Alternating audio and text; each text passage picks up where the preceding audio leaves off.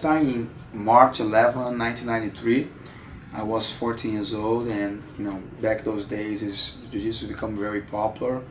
Remember, like Gracie is always a huge name in Brazil, and we talk about self-defense and how to protect yourself. I think all these Gracies always talk about that, and at some point a friend of mine introduced me my coach school, and I got in love with Jiu-Jitsu the first day, and I'm here.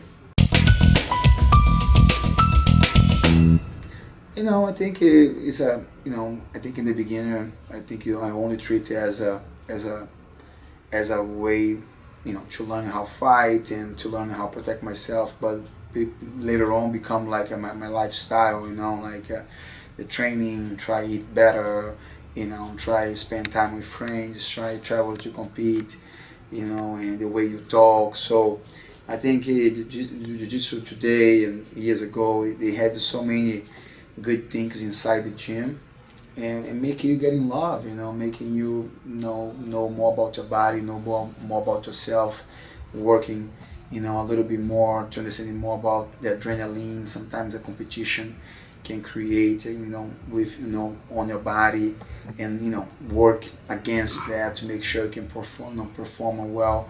So I think that the whole process about learning about myself and making me get in love with Jiu-Jitsu, I think I had a couple guys when I was younger, always, watching, competing, but pretty much I think in the beginning I didn't have such a big influence at all. But later on I remember watching like a Nino Chambry, he used to be Barra Gracie, and Zé Mário Sperry, another guy really popular did a bunch of Abu Dhabis and world champion and MMA champion. And I have a lot of guys, training for me, and big influence on my game. Robson Moore is another person I really like to spend time training. But I think those two guys, when I was younger, I remember watching a lot of fights, Nino Chambry and then José Mário Sperry. I think for some people, I think make some big think about that. I think it's very natural. I think in some point in 2001, when I realized my path into Jiu-Jitsu is kind of end. Like I didn't have more. All right, gonna be the world champion next year. And I remember MMA started getting more popular between lightweights, and then a friend of mine, created a show in Vegas, named is WFA.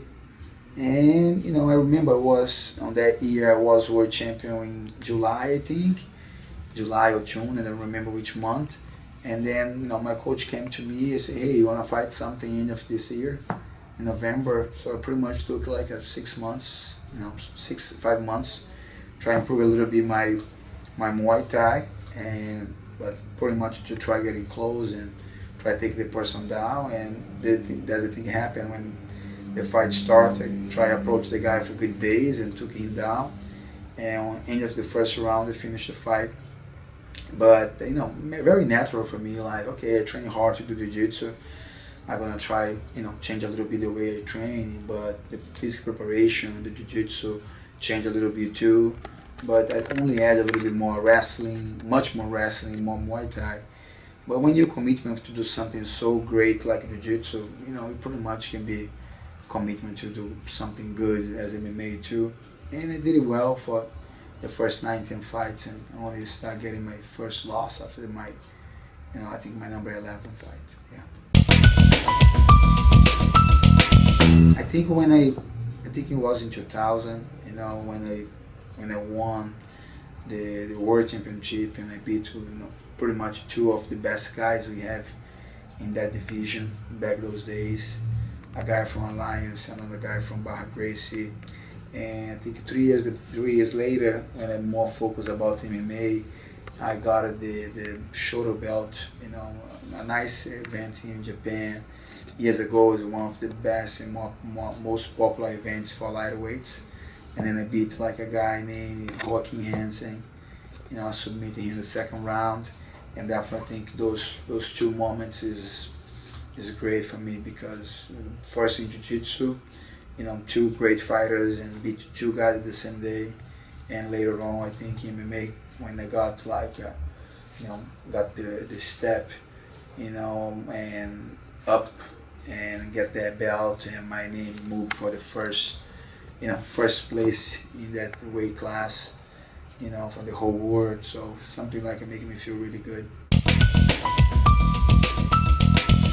I think the biggest thing today, I think any student needs to try approach, when you're looking for training with me or any other school, and you understand like a martial arts is not, it's not a gym. You know what I mean? Like you come to a martial art place to try to get a knowledge, and then that's one of those big difference between having going to a gym and lift some weights and getting to a martial arts, because you're not learning only martial arts, you learn about life, you learn about everything. So I think the person looking for my school, I think one of the biggest things, if he's ready, for that, he's ready to, to looking for a commitment with me and with my whole group, to learn more about himself and together learn Jiu-Jitsu and other things too.